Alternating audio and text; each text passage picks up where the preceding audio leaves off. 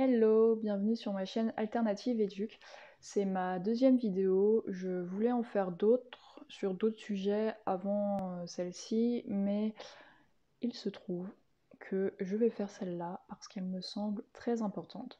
Donc c'est plus un débat avec moi-même, vu que bon, personne ne me répond en face pour l'instant. J'espère que vous allez mettre des commentaires ou m'envoyer des messages, voilà, pour me dire ce que vous en pensez. Mais voilà, c'est un peu un coup de, je sais pas, un coup de gueule en fait, de tout ce qui m'arrive là depuis un mois en tant qu'éduc en libéral, donc dans la protection de l'enfance. Euh, donc pour vous remettre en contexte en fait, j'interviens pour accompagner, donc je fais pas que ça, mais voilà, j'interviens sur quelques familles pour les accompagner quand ils viennent avec une demande. La demande en général c'est mon enfant a été placé de manière abusive ou mon enfant est chez mon conjoint, ma conjointe et je n'ai plus d'autorité parentale sur lui, elle, comment je fais, mon conjoint, ma conjointe bat mon enfant, enfin voilà. Donc moi j'interviens sur des cas comme ça, donc vraiment là on touche à la protection de l'enfance, des cas qui normalement sont traités en institution, mais en institution malheureusement ils sont surchargés de dossiers et il y a beaucoup de dossiers qui passent à la trappe ou qui sont très vite vus et, euh, et du coup on commet des erreurs quoi. Enfin voilà, les éducs commettent des erreurs, les juges commettent des erreurs. Voilà, je ne critique pas, je ne juge pas, je suis pas là pour aller cracher sur mes collègues. Quand on travaille dans la protection de l'enfance, on a ça de dossier, euh, donc on fait ce qu'on peut en fait avec ce qu'on a, et même le plus bienveillant et le meilleur éduc du monde, il peut faire des erreurs. Et il n'y a pas, enfin voilà, je peux faire des erreurs aussi, il n'y a pas de personne n'est parfait, et ça je tiens à le dire, je ne crache pas du tout sur mes collègues, au contraire. Ils sont forts pour être en institution, moi j'ai quitté tout ça et c'est pas pour rien quoi. Donc voilà, c'est un petit coup de gueule parce que, alors j'en ai plusieurs, mais on va commencer déjà par le préjugé qu'on a des personnes qui ont leur enfant placé.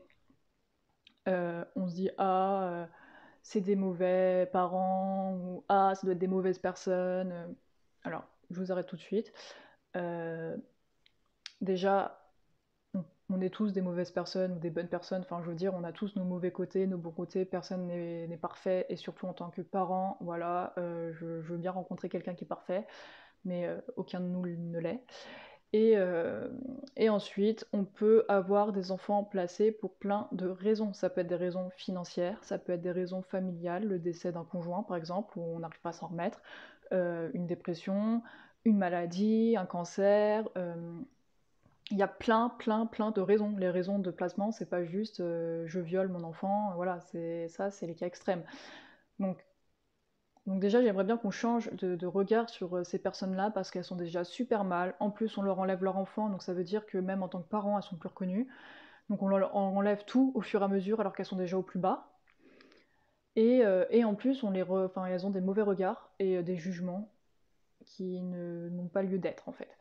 Donc ça, voilà, j'aimerais bien qu'on arrête d'avoir des préjugés sur ces personnes et, euh, et qu'on réfléchisse à deux fois en fait avant de commencer à les juger. Donc ça, c'est première chose. Par contre, allez, je reviens dessus, je ne dis pas que les enfants ne devaient pas être placés, hein. Si, bien sûr, s'il y a un truc qui va vraiment pas, une dépression, voilà, des fois les enfants sont mieux en faisant un petit break et en étant placés autre part, un certain temps, pour revenir en famille et que la personne, le père, la mère ou la famille se remettent bien, se fassent accompagner, voilà. Donc je dis pas qu'il faut pas les placer, mais bon, faut arrêter de juger les familles qui ont des enfants placés. Donc ça c'est un. Deux, les placements abusifs existent. Donc, c'est quoi un placement abusif? C'est quand on enlève un enfant et qu'on le place, donc en foyer, en famille d'accueil, pour, euh, pour rien. Il n'y a rien. Donc, j'accompagne des familles là-dessus. Bien sûr que ça existe. Pourquoi ça existe? C'est tout simple. On en revient à mes collègues qui ont des dossiers comme ça, des tas de dossiers, les juges, les procureurs, tout le monde c'est pareil. Et, euh, et du coup, bah, on commet des erreurs. Donc des fois, on va avoir le témoignage d'un tel qui va dire, par exemple, d'une conjointe ou d'une ex-conjointe qui va dire, bah, mon mari, mon ex-mari bat mon fils, et bim, l'autorité parentale va être enlevée au père alors qu'il n'y a aucune preuve, il n'y a rien et qu'en fait c'est faux. Et en fait, l'éduc ou le procureur, le juge va vouloir faire la chose bien, mais au final, bah, c'était pas vrai, et voilà. Donc en fait, moi j'interviens après tout ça auprès de ces familles, je les accompagne quand l'autorité parentale est déjà enlevée, quand les enfants sont déjà placés pour qu'on revoie tout le dossier ensemble, mais je veux vraiment en parler. Donc ça existe, il faut arrêter de croire qu'on vit dans un monde de bisounours où les erreurs ne sont pas faites, où tout le monde est gentil, où tous les éducs sont gentils, tous les juges sont gentils. Non, c'est pas vrai. Il y en a des très bien, il y en a des très bienveillants, et même eux peuvent faire des erreurs, bien sûr. Mais voilà, après, il y en a, comme tout le monde, bah, en fait, c'est des humains, donc ça se trouve, ils ont passé une seule journée, ils ont vu le dossier, ils en ont eu marre, et ils ont dit, vas-y, on place. J'en sais rien, je sais pas comment c'est fait, hein, j'ai jamais participé à ça, mais enfin, voilà, quoi. Enfin, c'est pas trop compréhensible, mais ça arrive, beaucoup. Donc j'aimerais bien aussi revenir là-dessus, et sur donc ces enfants qui sont placés dans des foyers ou dans familles d'accueil. Et voilà, j'ai un autre petit sujet de débat là-dessus, c'est les foyers, donc les maisons pour enfants à caractère social, les MEX. Euh, voilà, j'ai juste un peu travaillé dans un foyer, donc j'ai pas masse d'expérience là-dessus. J'ai beaucoup de collègues qui ont travaillé dans des foyers, mais en tout cas tout se rejoint beaucoup, c'est manque d'éduc, manque de moyens, des enfants qui sont détruits en fait, et soit par leur histoire familiale qui ont fait que de toute façon ils devaient être placés, par exemple s'ils ont été violés, battus, voilà, ou parce que on les a enlevés de leur famille, que eux-mêmes ne comprennent pas pourquoi, qu'ils arrivent dans un foyer où ils sont avec des gamins qui ont été violés, battus, qui eux-mêmes peuvent reproduire ce qu'ils ont vécu, et sans jugement. Voilà, ça arrive souvent, et du coup, et ben, ils se retrouvent à être violés à leur tour, alors qu'à la base, il n'y avait rien. Donc, en fait, c'est tout un schmilblick de ouf qui est beaucoup plus compliqué que ce qui n'est paraît, et c'est très difficile de travailler là-dedans. Je ne remettrai plus jamais les pieds dans un foyer en tant qu'éducatrice à temps complet. Je veux bien faire des remplacements et encore, mais voilà, pour moi, c'est trop dur en fait à voir ça, et je soutiens à fond mes collègues qui continuent à faire ce métier-là dans les maisons d'enfants en étant eux-mêmes et en essayant d'aller au bout et de tout faire bien, mais il y a un moment, bah, ils craquent, ils sont en arrêt maladie, burn-out, et du coup, on fait quoi? On prend des intérimaires. Les intérimaires ne sont pas diplômés. Du coup, on met des gens non diplômés avec des enfants qui sont détruits psychologiquement.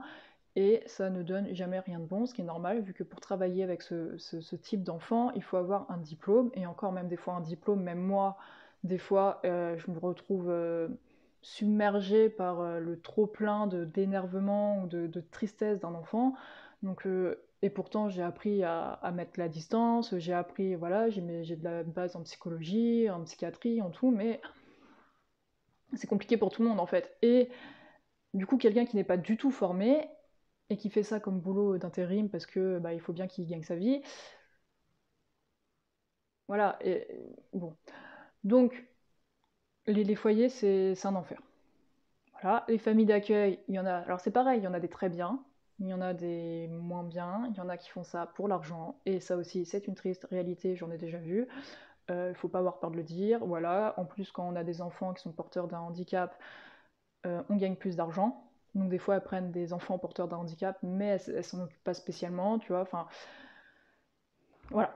Mais à côté de ça, il y a aussi de très bonnes familles, heureusement, et elles font un boulot extraordinaire parce qu'il faut vraiment être fort pour être famille d'accueil, mais c'est vrai qu'il y en a aussi qui font ça pour l'argent, et du coup, on met des enfants là-dedans et ils sont encore plus détruits.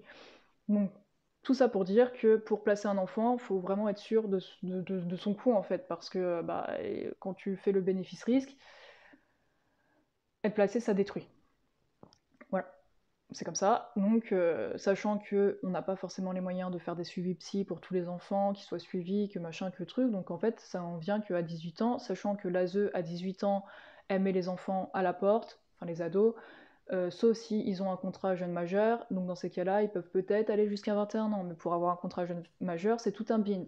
Va demander à un enfant, un ado qui a un parcours complètement chaotique, d'avoir une formation à 18 ans, de savoir ce qu'il veut faire dans sa vie, ça aussi, c'est pas possible. Enfin, c'est pas... Voilà, c'est très peu possible. Donc, il y a beaucoup de paradoxes dans la protection de l'enfance qui font que, sincèrement, il faut arrêter de juger les personnes. En fait, faut arrêter de croire que c'est tout blanc ou tout noir. Moi, j'ai beaucoup de personnes dans mon entourage. Je suis active un peu sur les réseaux, sur Facebook, et quand je poste un truc sur la protection de l'enfance, voilà, les personnes ne voient pas. En fait, si c'est soit tout blanc, soit tout noir. S'ils sont placés, c'est obligatoirement que les parents, c'est des gros maltraitants, on doit enlever l'autorité parentale tout de suite. Et puis, non, non, non, non, les gars, c'est pas du tout comme ça que ça fonctionne, et heureusement. Donc voilà, donc tout ça, en fait, pour en revenir, donc il y a des placements abusifs, et ça, faut arrêter de croire que non, parce que oui. Donc il y a des placements abusifs, il y a aussi de la pédophilie dans certains foyers, et dans plein de milieux, en fait, il y a de la pédophilie, hein, on le sait tous, mais j'ai l'impression qu'on se met tous des œillères à penser que non. Alors que si, il y en a.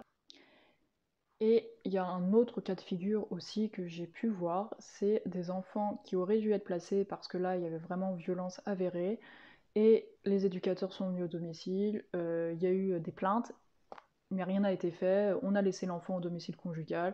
Donc ça, c'est des témoignages que j'ai reçus de personnes qui maintenant sont mon âge, quoi, en gros, ou un peu plus jeunes, et donc en gros dans la vingtaine, donc elles sont sorties de ça, mais qui me disent, bah, moi j'étais violée par mon père, ils ont rien fait.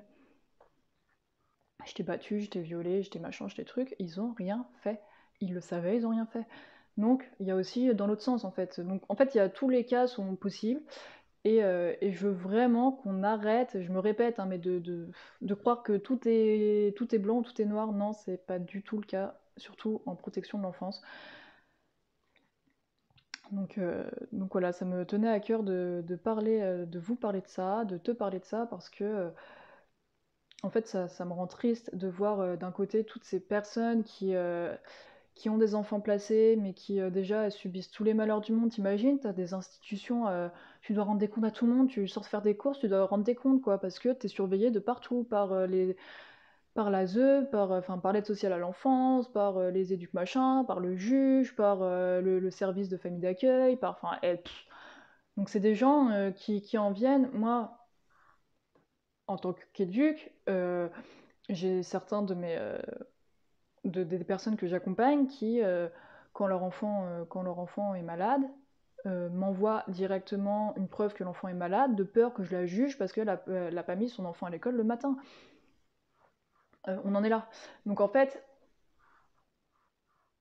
voilà, je veux vraiment, donc, et voilà, ces points-là. Ne pas avoir de préjugés sur ces personnes-là parce qu'on ne sait pas ce qui se passe réellement.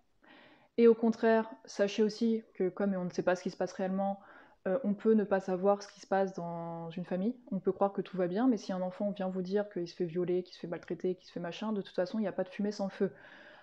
Donc on le croit, même si on pense que le père, il est trop bien, ou que la mère, elle est trop bien, que nanik nana, non. On peut tous faire semblant. Tous. Enfin, j'en ai vu beaucoup trop, et j'ai moi-même été victime de ça. C'est-à-dire que la personne, on pense que c'est un ange, et du coup, on croit pas les enfants. Donc ça aussi, voilà, faut arrêter. Il peut se passer tout et n'importe quoi chez tout et n'importe qui. Et ensuite, l'enfer des foyers, il existe. L'enfer des familles d'accueil, il existe. La pédophilie, elle existe. Personnellement, j'ai vécu aussi quand j'étais en foyer, enfin pas moi, quand j'ai travaillé en foyer, les proxénètes qui attendaient les petites gamines à la sortie du foyer, puis quand tu en parles au directeur, bah il te dit bah ouais mais bon ils m'ont foutu la pression, bah ouais mais bon ils ont foutu la pression, ouais. Donc voilà, en fait c'est tout un réseau, et, euh, et je sais que bah il y a des gens qui vont pas être d'accord avec moi, qui vont me dire que c'est faux, que je sais pas, que je complote. Non, c'est vrai, c'est la triste réalité, et ça va bien falloir que les gens ouvrent les yeux là-dessus. Donc voilà, ça me tenait vraiment à cœur de faire cette vidéo parce que j'ai vraiment l'impression que tout le monde s'en fiche, quoi. Que soit on s'en fiche, que soit on juge sans savoir, ou soit on couvre des pédophiles aussi. Donc voilà, c'est super Je sais pas comment elle va être reçue cette vidéo, sincèrement, et quelque part je m'en fiche un peu parce que moi ce que je veux c'est faire passer un message. Si ce message il passe à quelques personnes, bah tant pis. S'il y en a plein qui sont pas d'accord avec moi, bah tant pis. Et si il passe à plein de personnes, tant mieux. Donc voilà. J'espère que tu vas bien vouloir débattre avec moi, du coup, que tu peux venir me parler, on peut en discuter au téléphone. Mais, euh, mais voilà, je voulais te dire ça. La prochaine vidéo, elle sera un peu plus joyeuse. Je vais te montrer mon cabinet en libéral et ce que je fais en apprentissage et en pré-apprentissage de manière alternative parce que je ne fais pas que la protection de l'enfance. Voilà, j'ai pas envie d'être submergée de dossiers. Donc je fais aussi mon taf d'éduc avec des enfants surtout dans les apprentissages. Et je fais aussi avec les adultes, surtout dans la recherche d'emploi et l'estime de soi, la confiance en soi. Donc voilà, ça je le fais aussi par visio, je le fais pas qu'au cabinet, même si je préfère au cabinet. Donc tu peux aller voir sur mon site, tout ça, enfin bref. Voilà, je te souhaite une bonne journée.